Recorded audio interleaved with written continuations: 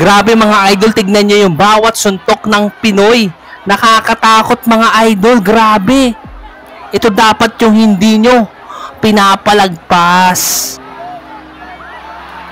Ito nga pala ang Pinoy na pinagbibidahan ng Pinoy si Alvin Kamike, na may alias veteran, na kung saan isang orthodox, at ang mga kalaban dito ng Pinoy isang Japanese fighter na nagngangalang Ryo Mandokoro.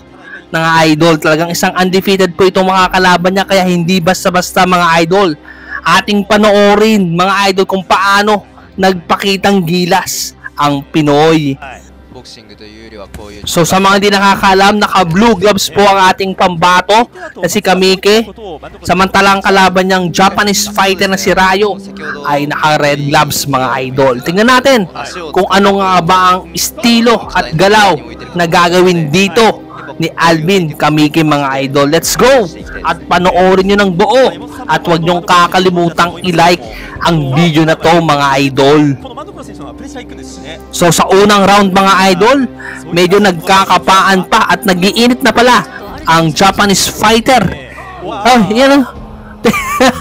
Tingnan nyo mga idol, niyayakap na, binubuhat na yung kalaban mga idol. Napakalakas talaga ng Pinoy. Pero mga idol, nabawasan doon ang ating pambato ng 1 puntos. Nako, napakalaking kabawasan po yan sa ating pambato mga idol. Grabe naman. Hindi man lang warning muna mga idol dito. Mag-iinit na ang ating pambato dahil sa ginawa ng referee. Kababayan niya po ng kalaban ito ng referee mga idol, no? Grabe. At nagpapasalamat ako sa lahat na nakakaunawa, no? Na dahil maingay po sa pagbo-voice over na naman si John Boxing TV mga idol. Nice uppercut galing sa Japanese fighter na si Ryo mga idol. Pero hindi doon natinag ang ating kababayan mga idol. Tingnan natin kung ano nga ba ang gagawin dito ni Kamike mga idol, no? Isang Pinoy at nagsimula to ang taong 2019 sa pagiging isang professional boxer mga idol. Uy, ano yun mga idol? Napabagsak nga ba ang kalaban? Pero not counted, nadulas daw ang Japanese fighter mga idol. Sa tingin nyo, nadulas nga ba doon ang Japanese fighter? Paki-comment mga idol at ating babasahin dito. O yun o, not counted na naman mga idol. Grabe naman, 2 beses not counted. Pero parang suntok yun tumama. Grabe, kababayan kasi ng Japanese fighter tong referee na to mga idol. Mahirap talaga mga idol kapag dayo ka lamang. Kailangan talaga knockout win ang gagawin mo kapag isang dayuhan ka lang mga idol.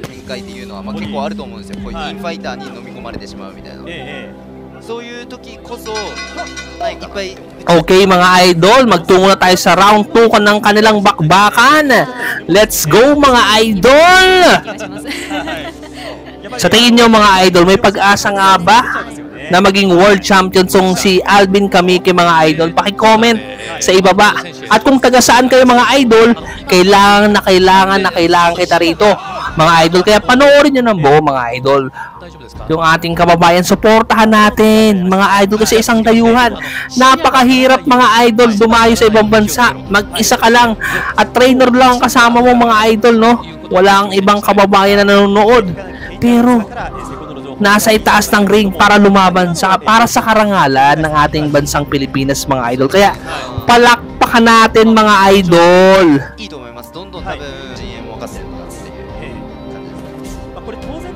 Ang maganda rito kay Alvin Kamike mga idol ay may fight mentality mga idol. Yung tinatawag nating fight mentality na kung saan determinasyon nandyan at puso ng isang Pinoy para makipaglaban sa isang Japanese fighter na undefeated pa mga idol, no?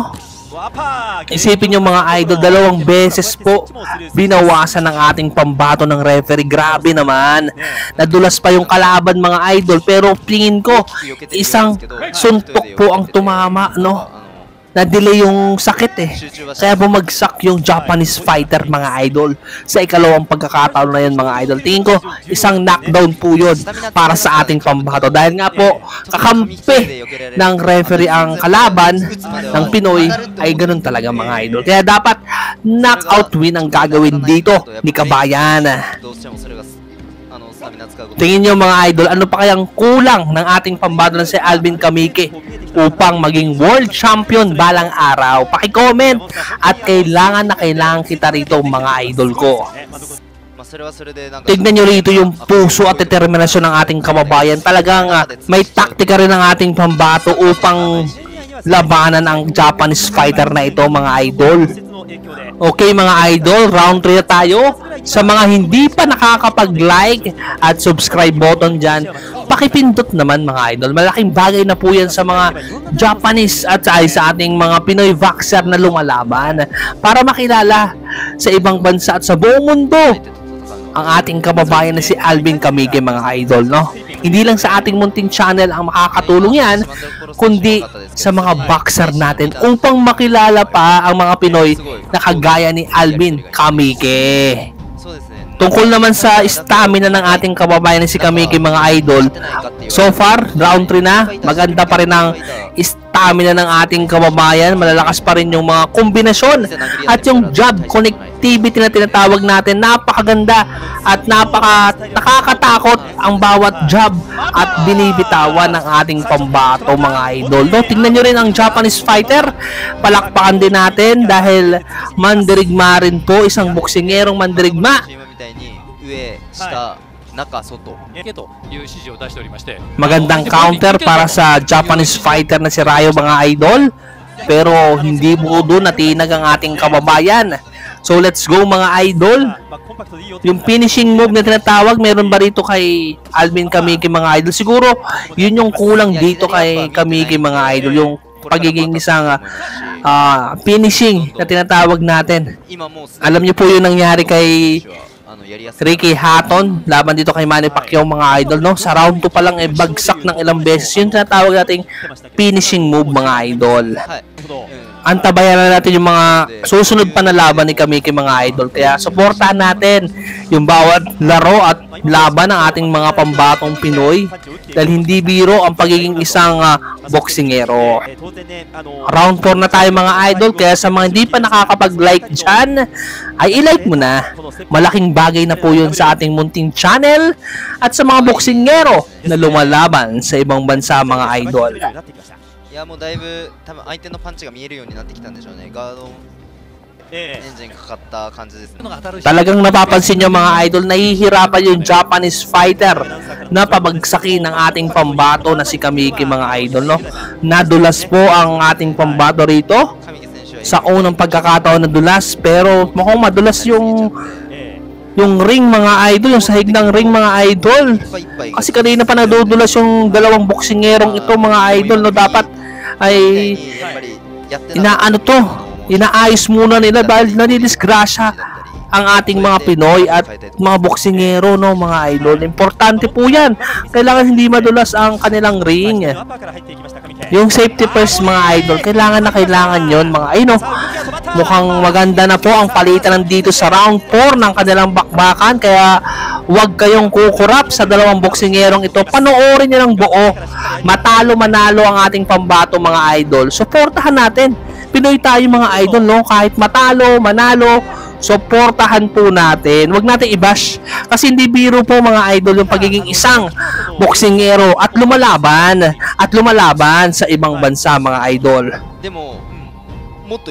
Kita nyo naman mga idol kung gaano katibay yung determinasyon at stamina ng ating kababayan mga idol.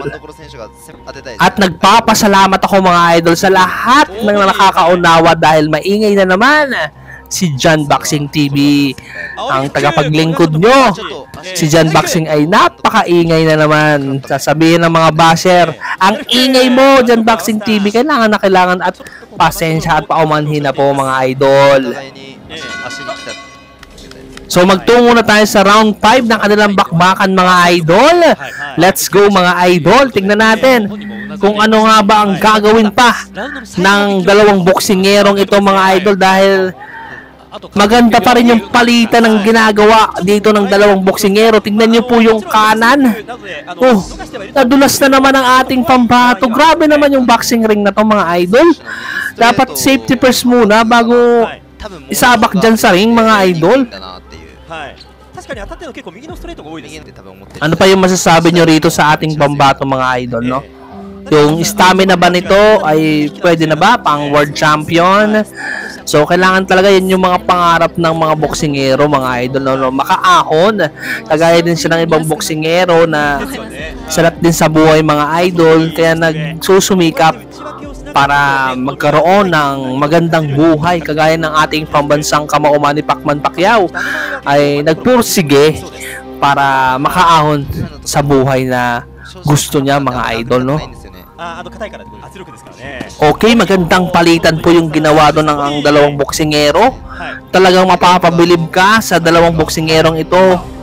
Mayroong lakas ng loob at determinasyon at puso, galaw, jab connectivity, fight mentality, ring IQ, head movement, killer instinct. Kaya palakpakan natin, nandyan yan sa dalawang boksingerong ito upang bigyan ang mga manonood at sa buong mundo nanonood nito mga idol ang magandang laban. Kaya suportahan natin, matalo manalo ang Pinoy. 外しの外しなんで今のも結構どっちも空振ってますけど So let's go mga idol, magtungo na tayo sa round 6 ng kanilang bakbakan.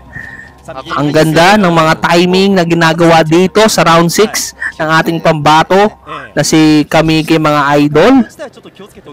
Napapayakap na po yung Japanese fighter na si Rayo mga idol dito sa ating pambato. Mukhang nauubusan na ng stamina ang kalaban. May mas experience po dito ang ating pambato sa laban na ito dahil ang ating pambato mga idol ay meron na pong 10 wins at 5 rito ay galing sa knockout, samantalang ang kalaban niyang si Rayo Manduroko ay 6 wins at walang talo at 4 dito ay galing sa knockout mga idol. Kaya naman sa experience ay mas nakakalamang ang ating pambato.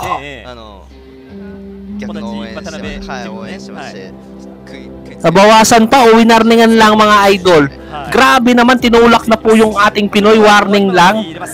Hamantalang yung Pinoy kanina, nabawasan pa ng puntos na kung saan nga ay knockout naman yung knockdown naman yung score ng ating pambato. Grabe, iba talaga kapag dayo ka mga idol, talagang susuportahan ka mga idol. So maganda naman yung pinapakita so far ng ating pambato mga idol. Magandang palitan po yung ginawa ng dalawang boksingero mga idol. Kumakalabog yung bawat suntok ng Japanese fighter, pero nauubusan na ng stamina ang kalaban mga idol.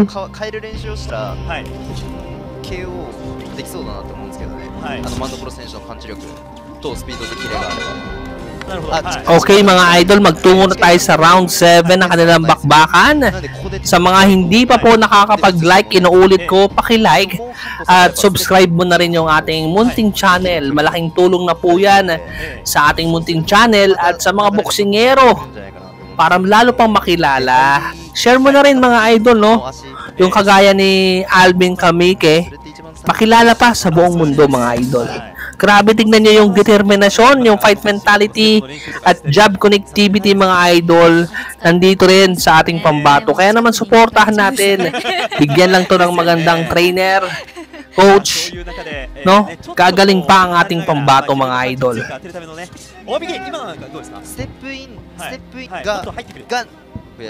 Okay mga idol, nice exchange para sa dalawang boksingero. Talagang toe to toe ang labanan Sino kaya ang mananalo mga idol? Paki-comment nga mga idol kung sino ang panalo sa laban na ito. Kung alam mo nga ba ang puntusan, paki-comment mga idol. At kung taga saan kayo, anong ginagawa nyo, naglalaban, nagsasaing, nagpa-plancha, or kahit ano, paki-comment. Kailangan kita rito mga idol. Isang like at subscribe button, malaking bagay na po yun mga idol. Share mo na rin. Kita nyo mga idol, talagang nakikipagpalitan din yung Pinoy. Kahit medyo pagod na yung dalawang boksingero mga idol, no? Pero yung puso, determinasyon, check dito sa ating pambato. Tingnan nyo, undefeated po yung kalaban niya. Hindi po biro ang kalaban dito ng Pinoy, pero nakikipagsabayan. Yan ang sinasabi ko sa inyo mga idol.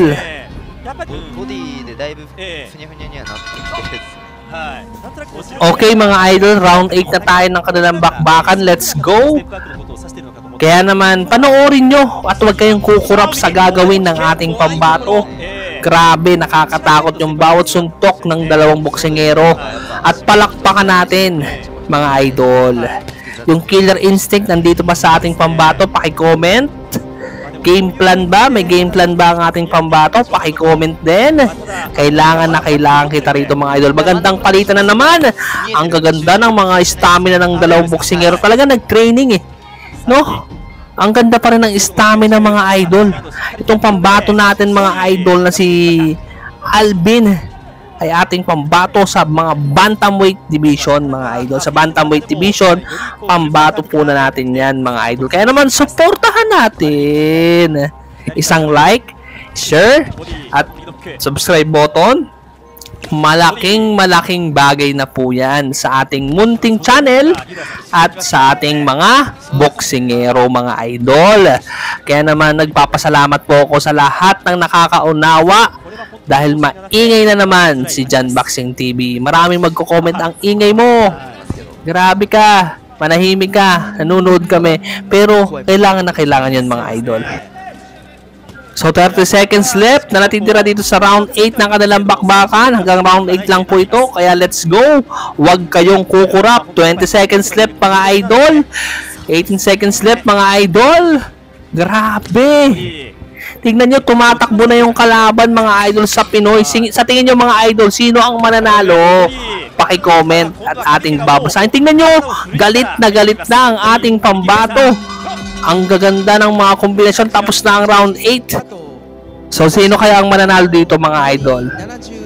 Tingnan natin kung sino ang nakakalamang, yung kababayan ba nila o ang ating pambatong Pinoy. Grabe, kapag natalo ang Pinoy, hindi ko na lang din alam. Ay, natalo ang ating kababayan, pero palakpakan pa rin natin yung ating pambato dahil binigay niya yung best niya mga idol. Talagang nakipagsabayan sa undefeated fighter na si Rayo mga idol. Palakpakan natin di biro na dumayo sa ibang bansa mga idol ko.